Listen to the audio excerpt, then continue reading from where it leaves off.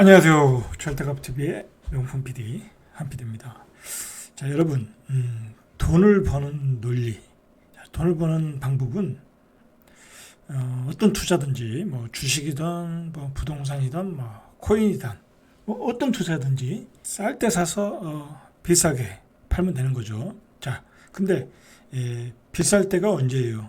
수요가 몰릴 때죠. 수요가 몰릴 때. 자, 그때 팔아야 된다라는 거예요. 자, 이게 어떻게 보면 간단하고 다 아는 얘기인데도 사실 이거를 제대로, 이 원칙을 제대로 지키질 않아요. 자, 예를 들어서 뭐 간단하잖아요. 그죠? 주식시장을 보면 9만 원에 10만 전자 간다고 샀잖아요. 그죠? 비쌀 때 수요가 몰릴 때 샀잖아. 그죠? 비쌀 때 수요가 몰릴 때 샀잖아. 그러니까 다 물렸죠? 예, 원칙을 안 지켰잖아. 그죠? 자, 집도 마찬가지예요. 2021년, 22년, 20년, 21년, 22년 그때 집이 가장 비쌀 때죠. 뭐 지나고 보니까 비싼 거 아니냐 그렇지만 그렇지 않잖아요. 바닥에서 한 250% 올랐잖아요. 그죠? 자, 비쌀 때 몰렸죠. 자, 근데 수요가 몰릴 때 팔아야 되는 거예요. 팔아야 되는 거야. 근데 여러분들은 수요가 몰릴 때 집을 샀고 코인을 샀고 주식을 산 거야. 자, 그래서 다 물렸다라는 거야. 예? 자, 여러분, 이 원칙만 알아도 여러분들은 항상 어떤 투자 상품이든지 싸게 살 수 있는 거야. 그죠? 예, 이 원칙을 지키셔야 돼. 예? 그리고 여기보다, 자, 이 얘기보다 더 고급스러운 얘기가 있는데, 자, 그 얘기는 뭐, 얘기가, 다른 기회에 이야기하고, 그 얘기까지 들어가면 굉장히 복잡해져요. 자, 여러분들 일단 기본적으로 이 원칙을 지켜야 돼. 싸게 사서 수요가 몰릴 때 팔아라. 자, 마찬가지예요. 자, 내가 집을 샀어. 그죠? GTX 라인에 집을 사는 거야. 자, 그런데 GTX가 들어선다고 엄청나게 수요가 몰리네. 자, 그 GTX는 10년 뒤에 들어올지, 15년 뒤에 들어올지, 20년 뒤에 개통할지 모르는 거야. 모르잖아요. 그죠? GTX B라인, C라인, A라인은 어느 정도 공사가 되고 있으니까 뭐 2030년도 내에 개통이 된다고 봐요. 아무리 늦어도. 그죠? 그러나 B와 C라인은 언제 개통할지 몰라. 내가 보기에는. 자, 그러면 그냥 그거 발표할 때 그것 때문에 그 호재로 수요가 몰려온다. 자, 그럼 팔고 나와야죠. 그죠? 자, 여러분들 이런 게 매도의 기술이고 매도의 기술이에요. 자, 이 원칙만을 꼭 지키시길 바래요. 자, 제가 또 오늘 하고 싶은 얘기가 뭐냐면 서론에서 그러니까 여러분들 생각해 보세요. 수요가 몰린다는 게 뭐예요? 결국은 그 상품을 사고 싶다. 요즘 시장에서 그 주식을 사고 싶다라는 게 뭐예요? 쉽게 말해서 주식에서는 지금 시장에서의 인기주잖아요. 인기주. 자, 요즘 인기주가 뭐였어요? 에코 형제였잖아요. 에코 형제. 그죠? 오늘은 바뀌었어요. 에코 형제에서 포스코 형제로 바뀌었어. 포스코 형제로 바뀌었어. 대장이 바뀌었어요. 지금 바뀌고 있어요. 주식시장 그 분위기 읽으셔야 돼. 예? 지금 과거의 대장이 며칠 전에 대장이 에코였는데 에코로 들어가면 처물리는 거야. 에코 들어가면 안 돼. 지금은 포스코로 바뀌었어요. 오늘 날짜로 다 바뀌었어. 내가 보기엔. 제가 제 한 PD 경제연구소라는 유튜브에서 이건 제작해서 올렸으니까 한번 보세요. 주식시장을 좀 읽을 줄 알아야 돼. 자, 그렇게 해서 바뀌었단 말이야. 자, 어쨌든 그 수요가 그 타임에 몰린다 할 때는 그 인기주야. 자, 예전에 몇 년 전에 이제 대전에서 갑천 트리플 시티인가요? 갑천변에 뭐 제가 보니까 지금 가서 보면 별로야. 입지도 별로고 이게 툭 떨어져 있잖아요. 단지가 외지잖아. 그지? 별론데 그 당시에는 뭐 하도 투기꾼들이 설레발 떨어가지고 뭐 호수공원 들어온다 뭐온다 해서 엄청 뛰었잖아. 자, 그때의 인기 수요가 몰린 거야. 그러니까 그게 굉장히 인기가 있었고 그것 때문에 대전 아파트가 폭등했잖아요. 전체적으로. 자, 그렇게 수요가 몰리는 거야. 몰리는 거야. 자, 몰리는 걸 사야 되는 거지. 근데 싸게 사면 상관없지만 비싸게 사면 다 물리는 거지.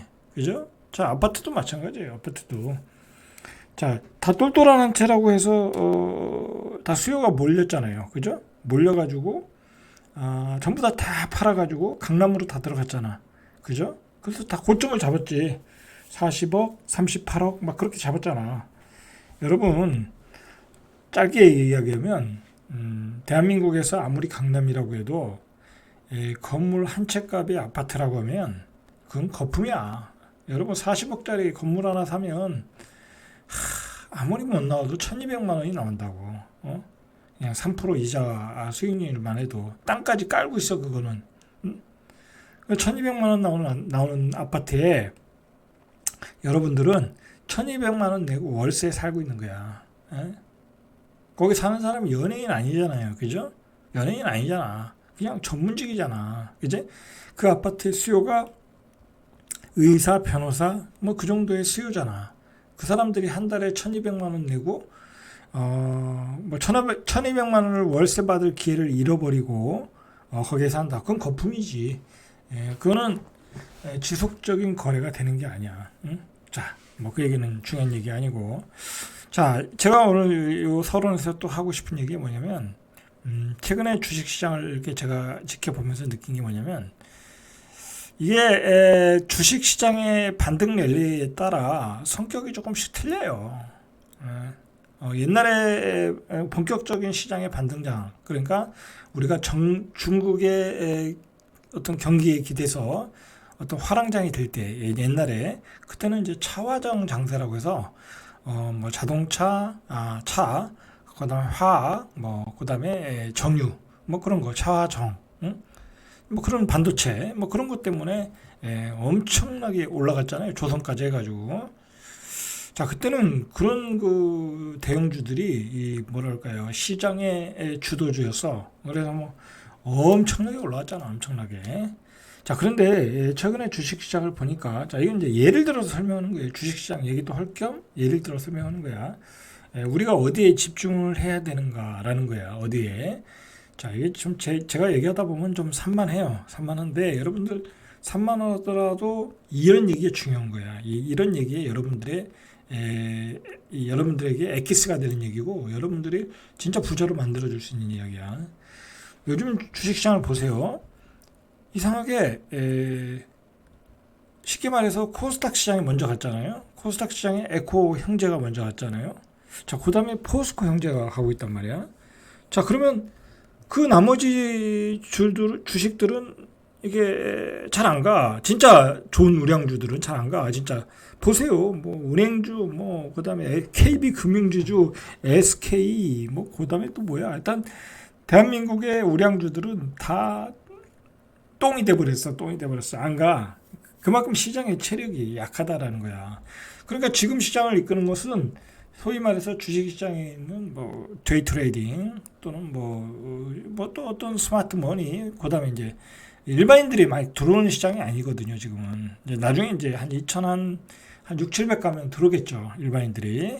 자, 그때 이제 그 우량주들이 가는 거야. 일반인들이 뭐 그때 에코 형제를 사겠어요? 뭘 사겠어? 그냥 아는 걸 사는 거지. 그때는 삼성전자를 사는 거고, 하이닉스 사는 거고, SK 사는 거고, 우량주 사는 거야. 이제 그때 이제 가는 거야. 근데 지금 시장은 말 그대로 지금 요즘 주식 시장은 굉장히 데이터 레이더 하시는 전문 직업인들이 많거든요. 그러다 보면 그 돈이 그냥 그 차트만 보고 아침에 붕 뜨는 것만 보고 그런 주식을 우르르 달려가는 거야. 자, 그런 주식들만 가는 거야. 그러면 여러분들이 자, 진짜 그 지금 시장에서 수익률을 올리려면 어떻게 보면 그런 데서 게임을 해야 되는 거야. 트레이딩을 해야 되는 거야. 그게 뭐 고점이든 아니든, 그런 데서 이 변동성이 있는 주식시장이 돈이 몰리는 곳에서 여러분들이 투자 수익률 게임을 해야 된다라는 거야. 제가 왜 이런 얘기를 하면 저도 주식 하잖아요. 그래서 저도 좋은 우량주들 저점에 많이 잡아놨어. 근데 이게 잘 안 올라. 언젠가는 오르겠지만 지루하잖아요. 그죠? 자, 저도 이제 그래서 일부 돈을 빼서 그런 쪽에서 트레이닝을 좀 하고 있어요. 근데 물론 이제 그 기술이 필요한데 중수 이상 되시면 이제 그렇게 하셔라. 그런 얘기 좀 먼저 드리고 싶고요. 마찬가지다. 여러분들 아파트도 뭐 투자로 샀던 또는 내가 거주할 아파트든 미래의 수요가 몰릴 때를 사야 되는 거야. 그렇잖아요. 미래의 수요가 몰리지 않을 때를 사면 안 되는 거야. 그건 안 올라. 희소 가치가 없는 거야. 공간의 가치가 없는 거야. 아파트는 입지와 공간이잖아요. 입지와 공간. 자, 그런 이 미래의 수요가 몰릴 수 있는 아파트를 사야지. 그런 그 쓰레기 같은 아파트를 사면 안 된다. 이 규정한 시간에. 자, 이제 제가 그런 얘기를 먼저 시작을 하고 오늘 주제로 넘어갈게요. 자, 오늘 주제는 뭐냐면 이 금리가 뚝뚝 떨어지고 있다는 거야. 이 주택담보금리. 이제 담보금리에는 변동형하고 고정형이 있어요. 근데 요즘 그 주택담보대출을 받아보면 은행에서 추천하는 게 뭐냐면 고정형이야. 앞으로 금리가 떨어질 추세거든. 그러니까 은행 입장에서는 고정형을 추천하지. 자, 그러니까 어떻게 되겠어요? 여러분들은 요즘에 이제 집을 살 때는 고정형을 하지 마시고 변동형을 하시는 게 더 유리할 수 있어. 그죠? 이 금리가 하향 추세로 가니까 일단 금리 인상을 이제 거의 고점이라고 보고 있는 거 아니야. 전체적으로. 자, 이렇게 금리가 떨어지고 있는 상황에서 어떤 그 자산 시장, 그 다음에 부동산 시장, 주식 시장은 많은 변화가 일어날 가능성이 많아. 자, 그런 얘기를 우리가 좀 본격적으로 해봐야 돼요. 하고 인식을 해야 된다. 그리고 이상하다. 기준금리는 아직도 꽤 올라가 있고, 그 다음에 앞으로 한 번 더 올릴 거고, 미국도 한 번은 무조건 올린다고 그러고, 그 뒤로도 또 올릴 가능성이 있다고 그러는데, 왜 이렇게 금리가 떨어질까? 그럼 그 이유를 우리가 조금 알아야 돼. 확정적으로 우리가 알 수는 없어. 자, 그러나 알아야 미래에 대해서 대응이 되는 거야. 미래에 대해서. 여러분, 이 재테크라는 것은 결국 재테크 투자라는 것은 결국 돈의 흐름을 알아야 되는 거야. 돈들이 어떻게 움직이는가. 돈들이 어떻게 움직이는가는 기준이 뭐예요? 금리야, 금리. 금리가 낮으면 은행에서 다 빠져나오는 거야. 빠져나와서 부동산, 주식, 코인으로 간 거야. 그게 1%대 금리에서 일어난 일 아니에요. 자, 1%대 금리에서는 자기 돈만 나온 게 아니야. 대출까지 받아가지고 집을 사고 집을 투자했던 거 아니야. 그래서 250%가 올라간 거야. 2.5배가 올라가서 버블을 만들었던 거야. 그래서 지금 주겠다고 그러는 거 아니야. 그건 다 가수요와 그리고 대출을 50% 60% 받아서 지금의 집값이 만들어진 거야. 그러니까 지금의 고금리로 한 뭐 4% 5% 이상만 계속하면 집값은 무조건 떨어질 수밖에 없어. 자, 그런데 그러니까 우리가 이 금리의 이 변화를 면밀히 좀 알 필요가 있다라는 거야.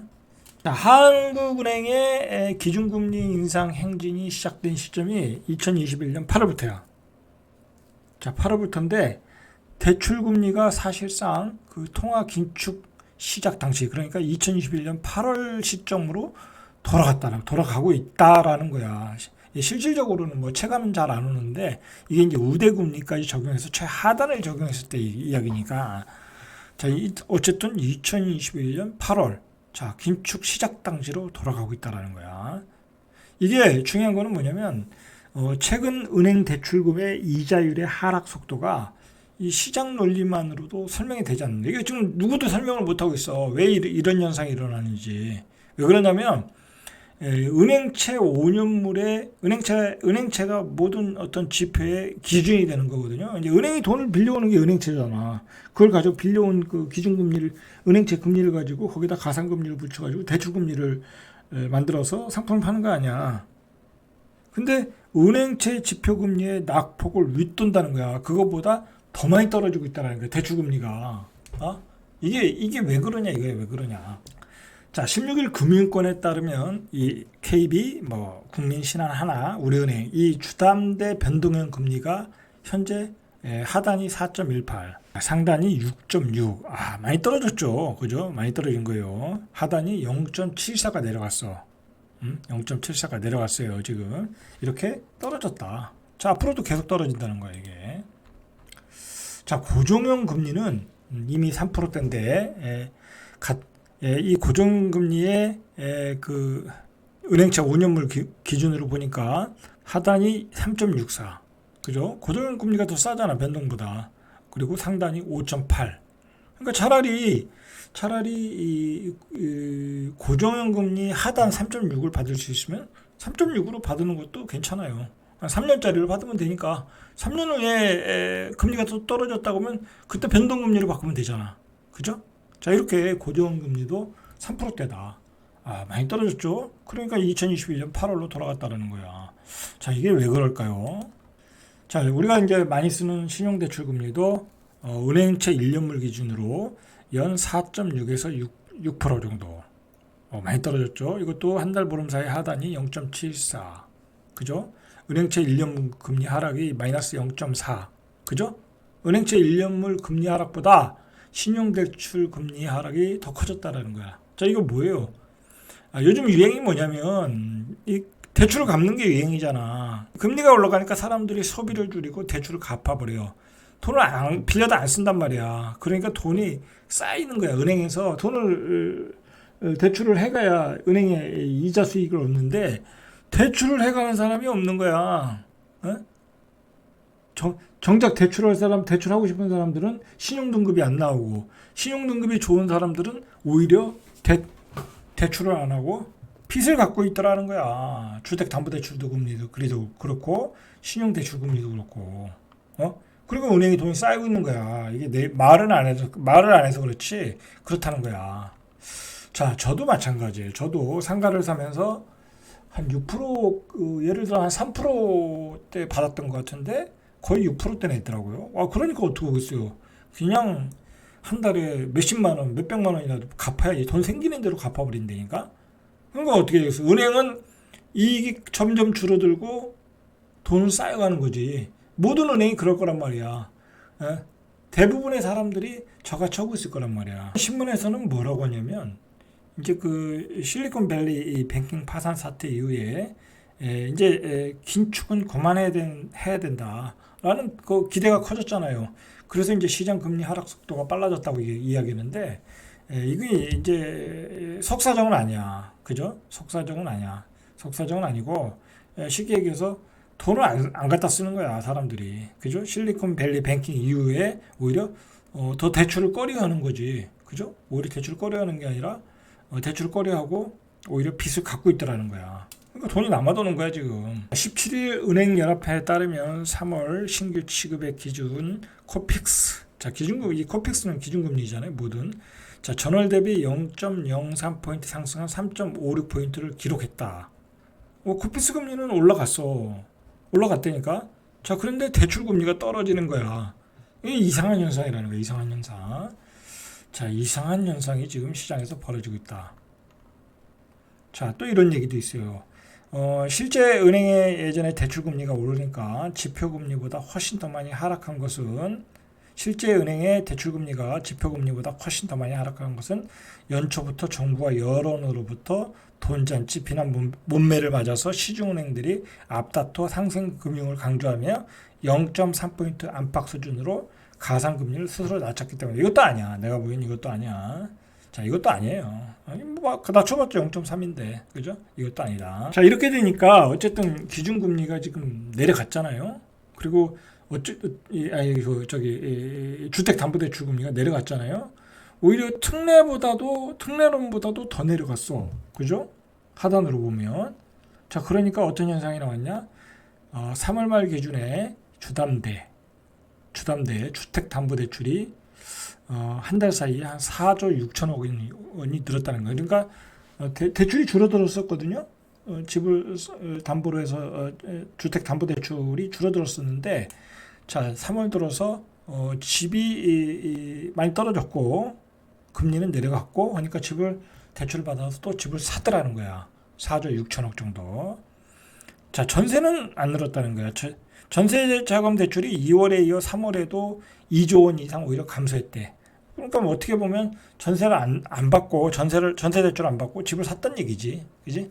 그렇게 보면 되겠죠. 일단은 금리가 떨어지니까 사람들이 또 집을 사더라는 거야. 자, 뭐 그 결과는 우리가 알 수 없지만. 자, 이렇게 되니까 당황스럽겠죠. 이거 금리는 내려가고 아직 긴축 기조거든요. 자, 보세요. 한국은행 총재는 이제 이런 비판을 이 시장에 돈을 푸는 거 아니냐, 유동성은 당신들이 또 푸는 거 아니냐, 그런 비판이 오겠죠. 자꾸 금리가 떨어지고 자꾸 사람들이 집을 사고 집값이 떨어지지 않았거든. 많이 안 떨어지고. 그러니까 그리고 또 물가는 폭등하잖아. 그죠? 물가는 폭등하고 설탕값은 폭등하는데 당신들 여기서 또 돈을 풀고 있는 거 아니냐. 그럼 한국은행이 욕을 먹는 거거든.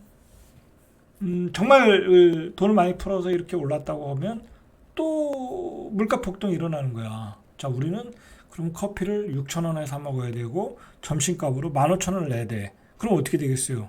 서민들 작살 나는 거지. 자영업자들 작살 나는 거야. 점심값 15,000원 되는 순간 그냥 자영업자들은 장사가 안 되는 거야. 안 되는 거야. 누가 점심 15,000원 주고 사 먹겠냐고. 그죠? 안 되는 거라고. 그럼 물가가 폭등한다고. 자, 그러니까 여기서 한국은행에 고민이 생기는 거지. 야, 이거 큰일 났다. 금리가 떨어지고 또 집값이 또 올라가고 그러면 또 물가가 올라가거든.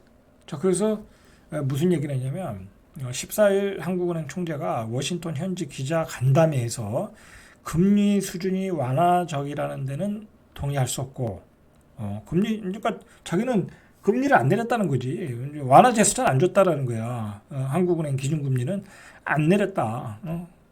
홀딩 하겠다고 그랬잖아요. 그리고 한 차례 더 올릴 수도 있다. 물가 상황을 보면 뭐 그 얘기를 표현한 거고. 그리고 유동성 M2, M2의 추이나 부동산 가격 하락 등을 봐도 금리 수준은 현재 상당히 긴축적이다. 그렇게 보는 거야. 그러니까 자기는 돈을 안 풀었다는 얘기야.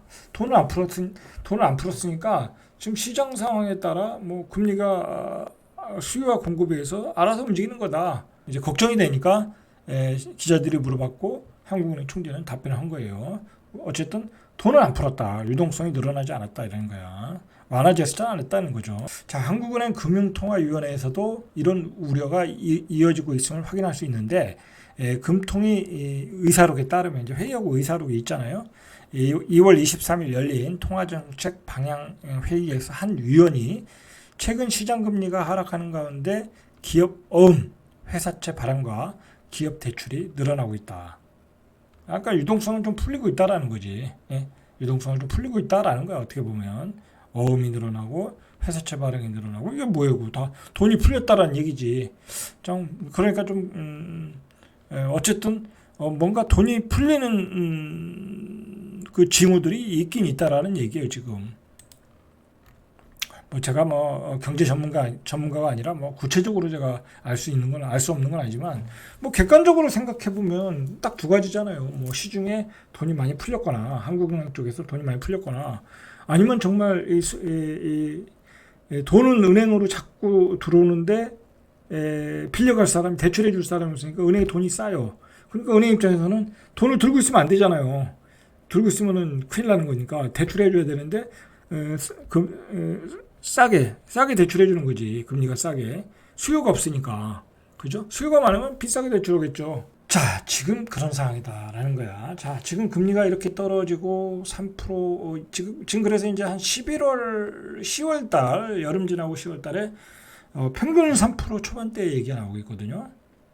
자, 그렇게 되면은 집값이 하방 경직성을 가질 수 있어요. 하방 경직성을 가질 수 있어요. 떨어지는 데는 한계가 있다라는 거지. 자, 문제는 그러나 그렇다고 집값이 올라갈 수 있느냐라는 것은 또 아니라는 거죠. 왜냐하면 이렇게 돈이 안 돌아간다. 그러니까 대출 수요가 없다. 금리가 떨어진다는 얘기는 경기 침체가 오고 있다는 얘기거든. 그죠? 경기 침체가 오고 물가는 올라가잖아. 그게 스태그플레이션이지. 예? 그죠? 그러니까 제가 누누이 얘기하지만 지금은 금리가 떨어져도 집값이 올라갈 수가 없어. 올라갈 수가 없다. 어떻게 보면은 오늘 신문에 나왔는데 이 잠실 엘스가 요즘 21억이라는 거야. 21억까지 거래가 됐다라는 거죠. 고독 구라시엄도 16억이래. 여러분, 그러면 21억에 사신 분은 이거 25억, 26억에 팔아야 될 거 아니야. 그 전고점에 팔아야 된단 말이야. 그게 가능하겠냐 이거야. 가능하겠냐. 그건 가능하지 않다라는 얘기예요. 내가 보기엔. 누군가 한두 명은 찍을 수 있어. 집단 광기가 일어나서. 그러나 지속적인 거래 가격이 안 된다니까. 고독구라 시험을 16억에 내놔보라고 전세가 7억 8억인데 그리고 잠실 예스 뭐 10억이면 전세 살잖아요. 전세 살지 미쳤다고 21억에 사서 재산세 내고 있겠냐고. 그리고 이자 내고 있겠냐고. 그거 뭐 나중에 올라가면 얼마나 올라간다고. 전 고점이 있는데. 그리고 우리 경제 수준으로는 이제 저 금액을 감당하기 어려운 가격이야. 주택 구입 부담 지수라는 걸 얘기했잖아. 자, 헬리오시티도 지난달에 18억 원대 후반대에 거래됐고 현재 매물 호가는 19억에서 20억이래. 자, 이게 그러니까 이게 아직도 집값이 덜 떨어진 거야. 자, 강남 운마도 5일에 20억 원에 20억 7천만 원에 거래됐대. 최저점이 17억 7천이니까 한 3억 정도 올라온 거죠. 매물 호가는 21억에서 24억이야. 그러면 이거는 뭐 전 고점 가격이 26억이니까 이렇게 상황이 이렇게 벌어지고 있는 거야. 여러분 그러니까 지금 집값이 떨어지지는 않았어. 그러니까 이 정부의 어떤 정책에 딜레마가 생기는 거지. 그죠? 정부는 국민들은 이 집값이 많이 떨어져 주길 이 현재의 집값으로는 소득으로 감당할 수 없어서 많이 떨어져 주길 바랬는데 이렇게 집값이 안 떨어지면 고분양가에 계속 나오는 거야. 서울의 아파트 요즘 분양 잘 되잖아. 서울에 계속 더 올릴걸? 잘 팔리는데 그리고 구축이 이렇게 가격이 지탱해 주는데 더 올리는데 그러면 어떻게 되겠어요? 거기다 전매 제한까지 풀려졌어. 그러면 어쨌든 그 전매를 목적으로 들어온 사람들에 의해서 거래가 된단 말이야. 완판이 된단 말이야. 그러면 이거는 계속해서 그 집을 살려면은 우리의 부채를 더 늘려가는 수밖에 없다고. 그러면 어떻게 되겠어? 국민들이 불만이 많겠죠. 자, 윤석열 정부에게 국민들이 기대했던 것은 집값을 고평가된 집값을 잡아주고 고분양가의 집값을 낮춰주길 원했는데 그 목적을 달성하지 못하고 있는 거야. 이렇게 금리가 자 의도하지 않게 이런 현상이 일어나고 있다라는 거야. 자 그래서 이게 문제야. 근데 이게 집값의 문제만이 아니라 이 집값이 오르면 결국은 이제 사람들이 집값에 대한 이자를 내기 위해서 소득이 늘어나야 될 거 아니야. 그러면 월급이 올라갈 수밖에 없지. 월급이 올라가면 물가가 올라가는 거지. 이런 악순환이 또 한 차례 남은 거야. 거기다 또 금리까지 떨어지네. 이게 큰일 난 거야, 내가 보기엔. 이 경제를 담당하는 그 정책 입안자 입장에서는 큰일 난 거야. 집값도 못 잡았지. 물가도 폭등했지. 물가는 옛날보다 더 폭등했잖아. 자, 오늘 어느 나라인가요? 수단인가? 수단이 이 내전이 일어난 게 반군과 정부군과 싸우는 게 빵값의 폭등이라는 거야. 여러분, 다른 말이 필요 없다니까. 이 국민들은 물가가 폭등하면 제일 민감한 거야. 집값 폭등하는 거 가지고 폭등이 일어나진 않아. 전세로 살면 되니까. 그죠? 집값 폭등해. 뭐 잠실이 20억대? 근데 전세값은 안 오르잖아. 왜냐면 그 수요와 공급에 의해서 올라가는 거니까. 그 수요는 실수요니까. 전세 살면 되니까 불만은 많더라도 어쨌든 시장의 가격은 다시 돌아오니까 전기 수도값 올라가서 자영업자 다 폐업하고 그러면 그거는 이제 엄청난 폭발력이 있는 거지. 자, 그런 점들이 지금 문제가 되는 거야. 이 금리가 떨어진다는 얘기는 이게 해피한 일이 아니라는 거야. 지금 내가 보기에. 다시 집값이 이렇게 전고점 근처에서 놀게 될 가능성이 많고 앞으로 고분양가의 많은 그 분양들이 될 것이고 서울 수도권에 정부가 너무 일찍 규제를 풀어준 거야. 안 풀어줘도 될 걸 풀어준 거라니까. 안 풀어줘서 그냥 얘네들이 건설사들이 적정한 분양가에 분양을 했어야 되는데 이렇게 완판이 되면 계속 올린다니까. 이거 어떻게 올 거냐고. 내가 보기엔 큰일이다. 오히려 금리 떨어지는 걸 좋아할 일이 아니다라는 거야. 금리가 떨어지면 제가 누누이 얘기하지만 부자들만 즐거운 거야. 그렇다니까요. 돈 많은 사람들만 즐거운 거야. 많은 자산에 투자를 했거든. 그죠? 그 사람들만 자산이 늘어나는 거야. 그렇지만 서민들, 자산이 없는 서민들은 물가 폭등에 피해를 보는 거야. 기름값 올라가지, 밥값 올라가지, 과일값 올라가지, 거기다가 설탕값 올라간다니까 이제 빵값, 과자값, 아이스크림값 다 올라가야지. 그렇게 된다니까. 자, 이거 큰일입니다. 오늘은 여기까지. 이상 잘대갑TV의 명품 PD 한 PD였습니다.